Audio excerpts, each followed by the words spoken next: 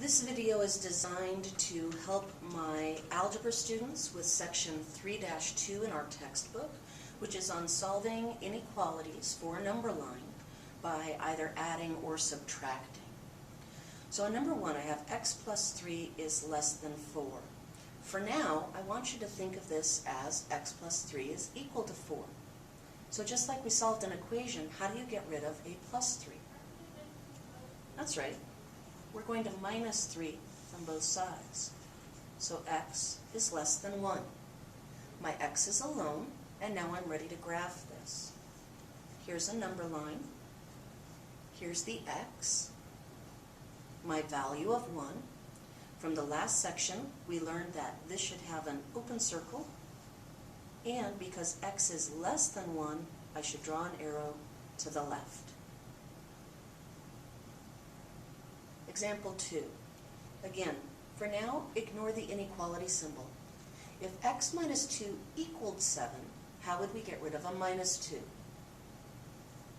That's right, I'm going to add 2 to both sides. So x is greater than or equal to 9. Now my x is alone, and I'm ready to plot this on a number line. Here's my number line.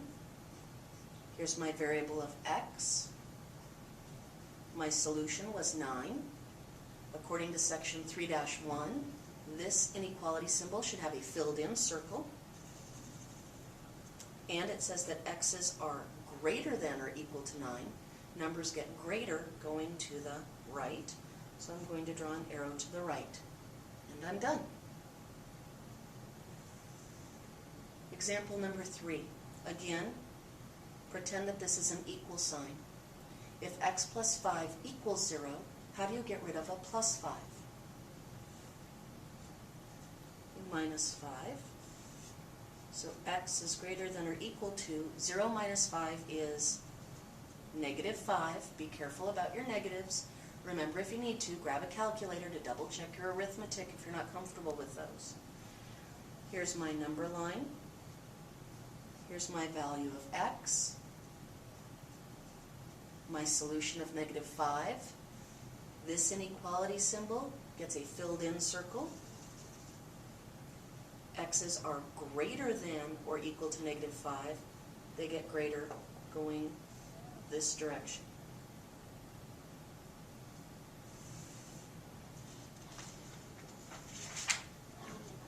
Okay. Now, this looks a little different, but it's still the same idea. If this was 2 plus x equals 3, the 2 is a positive 2. How do I get rid of a positive 2? I subtract it. So x is less than or equal to 1. Draw my number line. Variable of x. Solution of 1. This says we should have a filled-in circle. This says that the x's are smaller or less than 1, so my arrow should go to the left.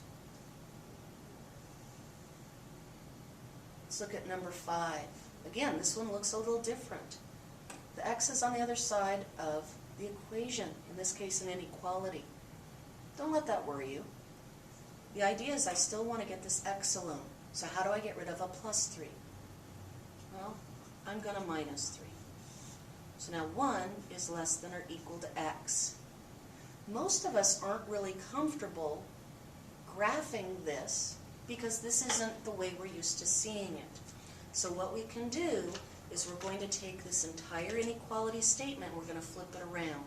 So the x is now here, but notice that the inequality symbol is like eating the x. If your teacher talked about these as alligators or Pac-Man. So I need to flip around my inequality symbol so that the x is still being eaten. Here's my 1. And now this looks like what my brain knows how to graph. So here's my number line. Here's my x. My solution of 1. Because of the line, it's a filled-in circle.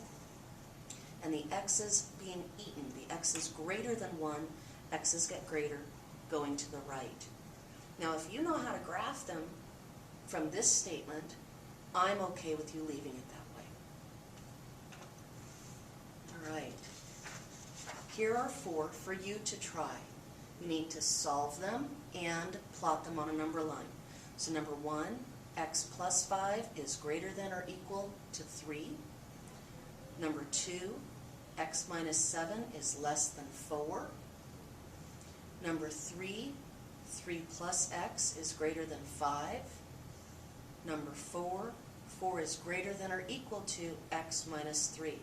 And remember, I'm okay if you leave the x on the right-hand side as long as you know how to graph it correctly. Make sure you show me before you move on.